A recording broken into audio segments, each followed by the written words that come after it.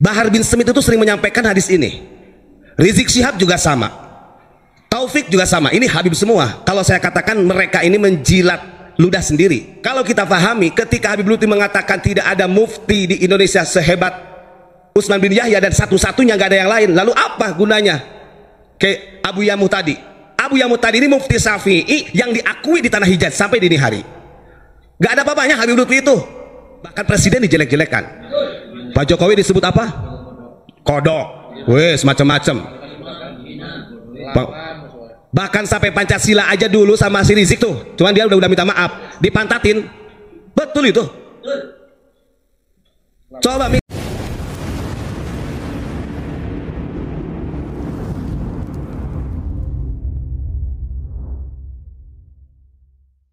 kita nyatakan tidak akan pernah berhenti untuk mengungkap kebenaran.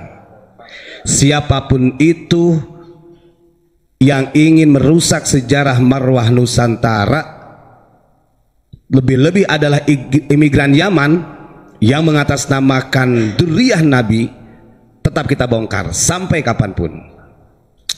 Itu yang pertama ya. Yang kedua, problem bangsa kita ini disadari ataupun tidak, di sini ada grand design. Kenapa kita selalu membongkar dari oknum-oknum yang betul-betul menyalahgunakan sejarah yang ada pada diri-dirinya habaib? Karena yang kita lihat, para habaib ini sudah punya desain kalau kita anggap sebagai pembodohan massal. Nanti kita ungkap. Nah, kalau Muhyiddin dikatakan pembodohan massal, pastinya wah kamu itu tahu apa tentang Habib. Antum itu nggak tahu, dia lebih mulia. Dijawab Pak Mujib, saya mah bukan antum gitu. Ingat satu catatan,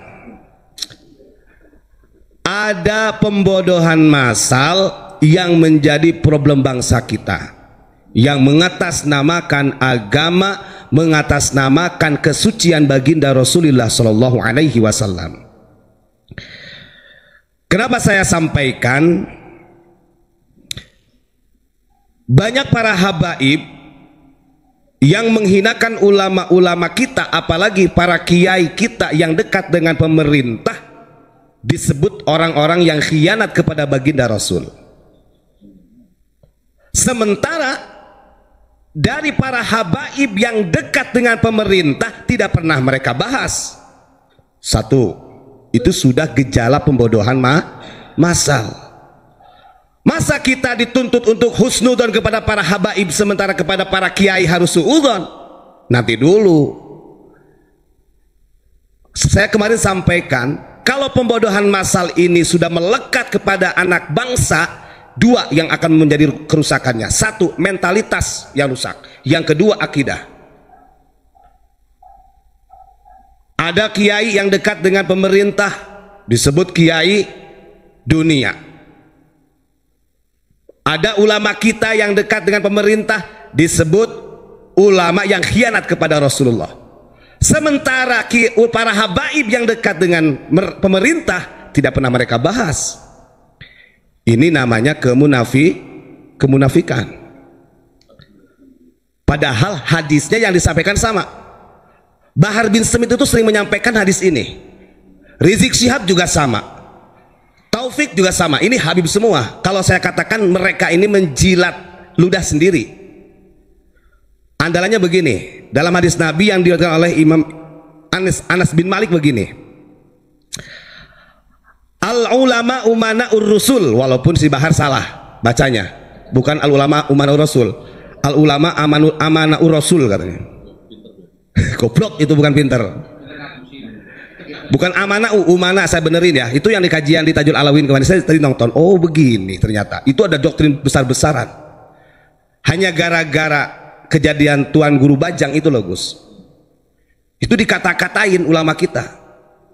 Padahal para habaib itu loh, tidak ada selain orang Indonesia, wabil khusus orang-orang NU yang memuliakan para habaib. Maksudnya yang berlebihan, gak ada. Wong di Mekah itu yang kita nggak bisa bedain tuh mana Habib sama yang bukan, sama-sama biasa aja. Hanya di Indonesia harusnya bersyukur mereka dengan warga Nahdliyin, warga masyarakat bangsa Indonesia. Ulama kita dikata-katain penjilat mah dan lain sebagainya. Harusnya sadarlah sebelum Anda ngomong tentang ulama kita tuh, habaib yang merongrong pemerintah kamu lurusin. Kalau memang adil. Ini kan enggak doktrin, menjadi doktrin. Kemarin menyampaikan begini, Bahar bin Smith, al ulama umanaur rusul, tapi bacanya al ulama amanaur rusul. Saya katakan salah. Kenapa? Karena di sini umana, jamak taksir ya. Para ulama itu adalah orang-orang yang memegang amanah Rasul. Ala ibadillahi ma lam yukhalitus sultan. Yang memegang amanah Rasul untuk mengurus seluruh umat selagi dia tidak berpolitik, selagi dia tidak masuk ke ranah pemerintah. Ingat, di dalam syarah hadis ini bukan larangan ulama dengan pemerintah, tapi malam yukhalitus sultan fizzulmi ay fizzulmi, harusnya dijelasin tuh si Bahar itu. Jangan sampai ada dalam mindset masyarakat kita, wah ada ulama kita nih dekat dengan presiden, akhirnya disebut penjilat. Nanti begitu mindsetnya. Jelasin sarahnya, malam yukhalitus sultan ini fizzulmi, artinya bercampur baur dengan pemerintah yang zalim. Giliran Mufti Batavia yang kita bahas, yang jelas-jelas Mufti Batavia ini bercampur baur dengan kolonial Belanda, pemerintah yang zalim kepada masyarakat Indonesia. Dia katakan orang soleh. Ini kan sudah berbeda jalur. Ini masalahnya marwah bangsa Indonesia. Makanya saya katakan, wah mereka ini termasuk munafiknya besar. Kita sudah buka manuskrip sejarah-sejarah pengkhianatannya Habib Utsman, masih dikatakan soleh. Udah jelas dia mah masuk ke pemerintah Hindia Belanda, dan pada waktu itu kita dijajah oleh Belanda. Udah jelas berarti masuk di pemerintahan yang zalim. Faqad khanur rusul fahdharuhum wa'taziluhum. Kalau ulama ini masuk dalam pemerintah yang zalim, maka sungguh dia telah khianat kepada para rasul, dan berhati-hatilah dengan ulama tersebut dan jauhilah. Itu maksudnya si Bahar begitu. Akhirnya dia mendesain di dalam majlis seakan-akan yang amal ma'ruf nahil mungkar mengajarkan kebenaran itu adalah dari klan Ba'alawi, dari habaib. Pengecut kalau menurut saya. Kalau kita menyampaikan mau kiai, mau ajengan, mau Gus, mau Aang, mau Habib, sama saja kalau konteksnya seperti ini. Gak bisa. Jadi ini ada pembodohan masal. Sama, apalagi Habib Lutfi mengatakan Habib Utsman bin Yahya ini adalah mufti satu-satunya awalan wa akhiron, katanya. Awal dan akhir mufti Indonesia. Sejak kapan Indonesia punya mufti Utsman bin Yahya? Gak ada. Mohon maaf ketua Jatman gitu, ketua Sufi. Yang ngangkat Habib Lutfi itu bukan ulama kita, bukan pemerintah Indonesia, pemerintah Belanda, usulan dari Senok Horgonnya. Ingat-ingat, kita punya catatan mau dibuka lagi. Itu loh dibenar-benarkan sama Habib Lutfi. Duh, kalau begitu bagaimana? Nah, ini namanya saya katakan pembodohan masal. Doktrin yang sangat luar biasa. Kalau kita kaji lebih dalam,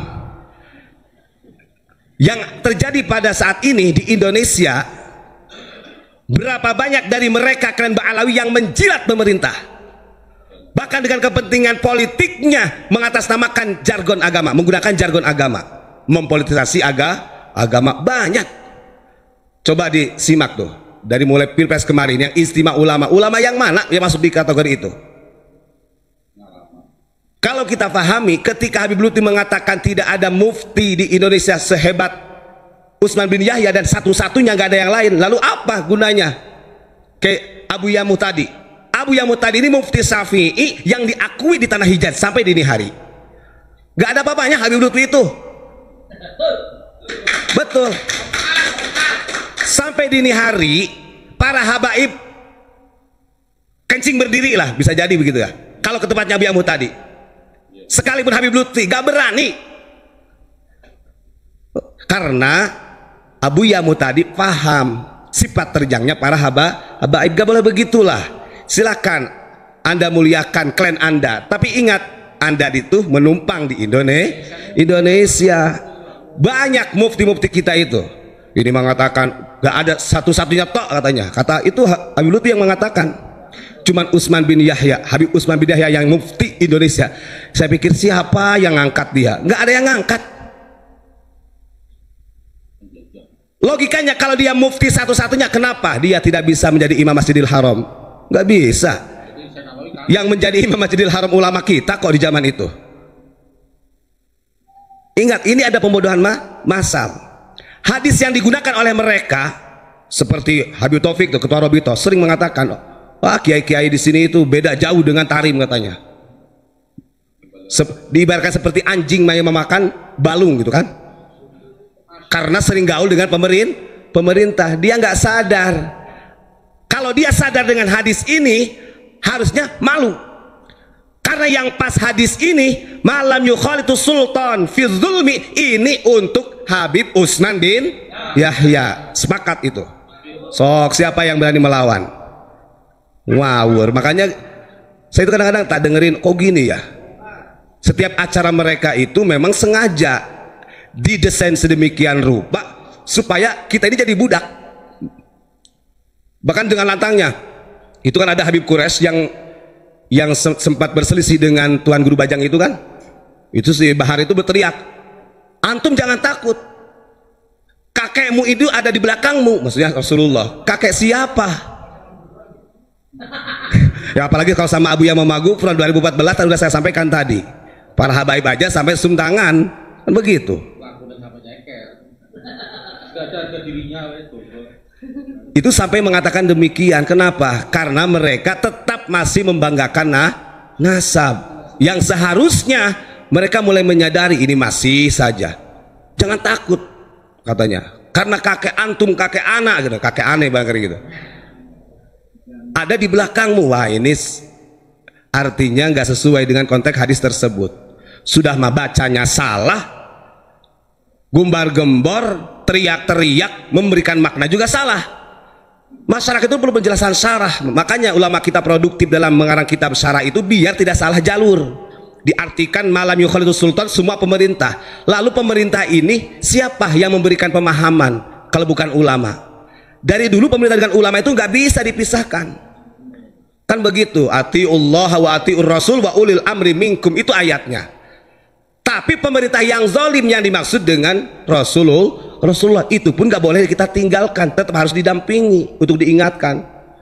Padahal yang lebih banyak makan dari pemerintah, jelas mereka mau kita bongkar bisnisnya. Oke, itu yang kedua. Yang ketiga, saya ingin membahas ini. 2 hari yang lalu itu ada yang coba mengancam. Nih, dari saya sebutin nomornya ya. Udah dicek itu, udah tahu kita, bahkan namanya tahu, istrinya tahu, anaknya tahu, cuma saking kasihan saja. Ini ancamannya lucu, karena kita selalu membongkar sejarah-sejarah pengkhianatan dari kadrun-kadrun yang menjadi antek Belanda dari habaib. Dia komennya begini, karena kebetulan nomor Ustaz Mujib ya, jadi ada yang neror ke Pak Mujib seperti ini. Nanti saya sebutin jangan namanya nih. Antum katanya gini, gayanya gini. Antum biasalah mukibin begini mukibin. Antum kalau madhab Syafi'i tidak akan buka aib orang. Nah ini secara kalimat ya. Antum kalau madhab Syafi'i tidak akan buka aib orang. Antum kan kiai, tapi otak dan kalbu antum seperti iblis, sukanya buka aib habaib, gitu kan? Berarti kalau narasi kamu yang nelor kita mengatakan bahwa kita sering membuka aib-aibnya habaib, berarti dalam hatinya dia tahu kebusukannya mengakui. Gak bisa mengelaklah siapa saja ketua Jatman, ayo dari manuskrip yang dari Belanda yang kita bacakan, gak akan bisa mengelak siapa saja. Terus Nabi Muhammad SAW tidak pernah mengajarkan umatnya buka aib seseorang. artinya mencaci maki dan sebagainya. Nah terus kalau saya sampaikan habaib yang menjadi junjungan kamu itu, berapa banyak para habaib di Indonesia yang suka membuka aib dan orang-orang Indonesia sendiri, bahkan presiden dijelek-jelekan. Pak Jokowi disebut apa? Kodok, wes macam-macam. Bahkan sampai Pancasila aja dulu sama si Rizik tuh, cuman dia udah minta maaf, dipantatin. Betul itu.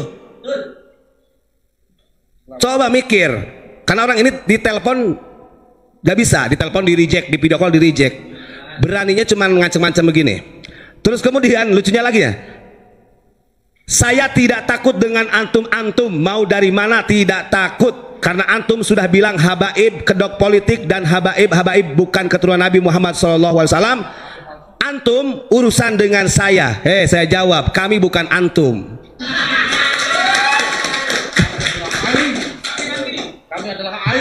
Kami adalah aing. Lucu orang kayak gini itu. Ini kalau gak kasihan seluruh, saya udah ngomong kemarin, orang-orangnya Abuya ini loh banyak yang di IT itu, andai kata zolim, 1 hari 2 hari hilang kepalamu tuh. Tapi kan masih melihat punya anak, punya istri. Tadi aja kita setorkan langsung kedetek, namanya kita tahu, anaknya kita tahu, istrinya juga tahu. Masya Allah, kasihan nanti. Nah ini karena sudah dibodohi, terdoktrin ratusan tahun, puluhan tahun, akhirnya begini, mentalnya rusak, akidahnya pun rusak. Kan begitu. Jangan macam-macam ya, antum kami bukan antum, kami adalah aing gitu. Masya Allah, ini orang-orang lucu. Aduh deh, kalau gak kasihan dah. Namanya tahu, saya telepon kemarin waktu di Dramayu, saya telepon Gus, di reject, di video call di reject. Wah ini nggak gentle. Artinya orang ini cuma memang hanya nakut-nakut. Indonesia ini, kita jangan takut, Indonesia ini negara hukum. Kalau kita menyampaikan tanpa ada data, monggo silahkan. Tapi kalau sampai kita sudah menyampaikan sesuai dengan data masih ada yang menuntut, oke, gak apa-apa. Tapi dengan syarat harus ada saksi ahli di persidangan. Begitu. Karena kita mencari kebenaran, saya sering sampaikan, bukan pembenaran. Dari tahunnya, afiliasinya bagaimana habaib pada waktu itu dengan Belanda. Makanya nggak ada tuh. Zaman ninja ada gak Habib yang jadi korban? Zaman PKI ada gak habaib yang jadi korban? Terus kemudian ketika perang di Surabaya, resolusi jihad, ada gak habaib yang jadi korban? Gak ada. Geger Cilegon tahun 1888, ada gak habaib yang jadi korban? Gak ada. Aduh, otaknya kira yang normal gerak menjadi bangsa yang sejati. Saya sudah sampaikan, Utsman bin Yahya ini sampai mengatakan ulama Thariqah yang mempelopori Geger Cilegon yang dikomando oleh Syekh Abdul Karim itu fahiyya laisat bisawab, katanya sesat. Bahkan minal hasidin, iri dengki dengan pemerintah Belanda. Bukan iri dengki, masyarakat Cilegon waktu itu ingin mengambil hak kita. Karena pada waktu itu pemerintah Belanda datang ke Jakarta yang pada waktu itu masih menjadi Sunda Kelapa, di bawah pimpinan Kesultanan Banten, direbut paksa dijadikan Batavia yang strukturnya Eropa. Makanya ada ngomong, wah kamu gak tahu sejarah, kamu yang salah baca sejarah. Makanya sampai kapanpun nih, siapa saya tadi, si Tohir, siapa aja lah, Muhibin, minggir dulu untuk Muhibin. Urusannya ini kita dengan habaib, dengan Ba'alawi. Percuma kalau kita melawan. Jangan antum, orang Indonesia, panjenengan, Muhibinnya habaib, kita perang saudara bro. Yang kita butuhkan ini adalah pertanggungjawaban, klarifikasi dari oknum-oknum Habib yang sudah memulai polemik ini dengan menyombongkan dirinya itu, kan begitu. Ini kok ulama kita ditai-taikan, ulama kita dianjing-anjingkan. Padahal saya yang menghormati habaib sampai sungkem-sungkem itu di Indonesia tok. Di Malaysia nggak gitu-gitu amat. Aduh, masya Allah. Ajur-jum, pahami ya. Saya baru berpikir, kenapa di tahun 2014 kok Abuya Mama Gufron gak mau membeat mereka ketika ada para habaib yang pada waktu itu termasuk ada Habib Soleh Al-Jufri, mutarjimnya Habib Umar bin Hafid yang sekarang dinobatkan sebagai wali kutub. Walau alam kutubnya saya nggak paham. Dan kemarin saya sampaikan di waktu di Panjalu itu, bukan banyak kiai harus tahu. Saya bilang Habib Umar bin Hafid saja dia ngambil ilmu sanad kutubus sita itu dari ulama kita. Kenapa kita harus bangga dengan mereka? Wong dia ngambil dari Syekh Yasin kok, Syekh Yasin Padang. Namun tarjimnya Habib Al-Jufri ini kan beberapa kali datang kepada Abuya dan termasuk para habaibnya itu sempat meminta baiat TKN kepada Abuya, tapi Abah tidak memberikan. Akhirnya kita, oh ini kenapa?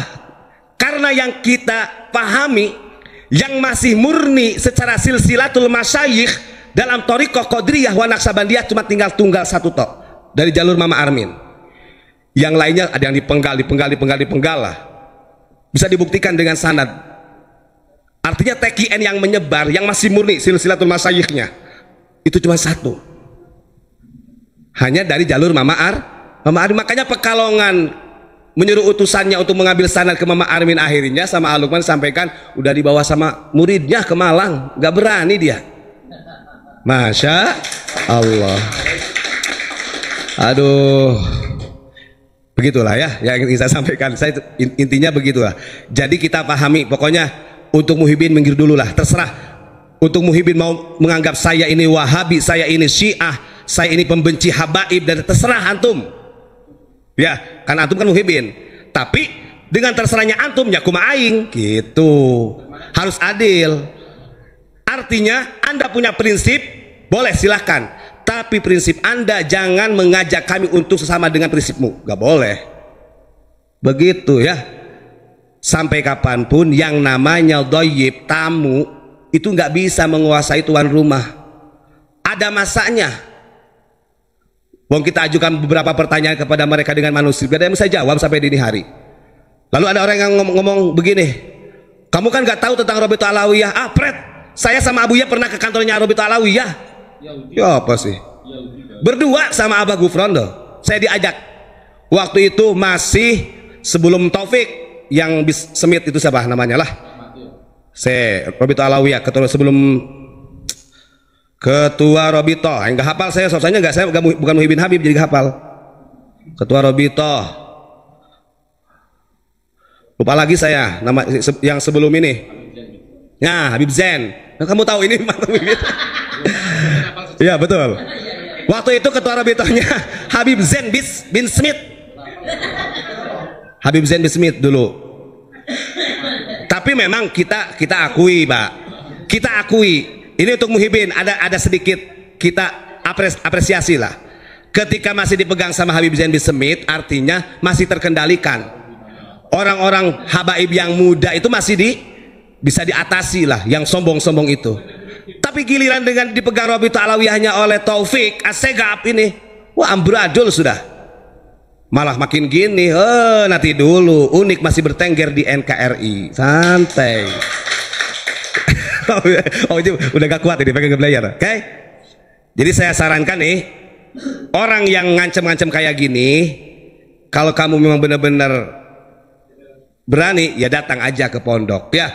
Gak usah ngancem-ngancem ngomong di telepon, gak bisa. Yang jelas ketika kamu antum, kami bukan antum, gitu aja sudah. Aduh, ingat ya, pokoknya siapa saja.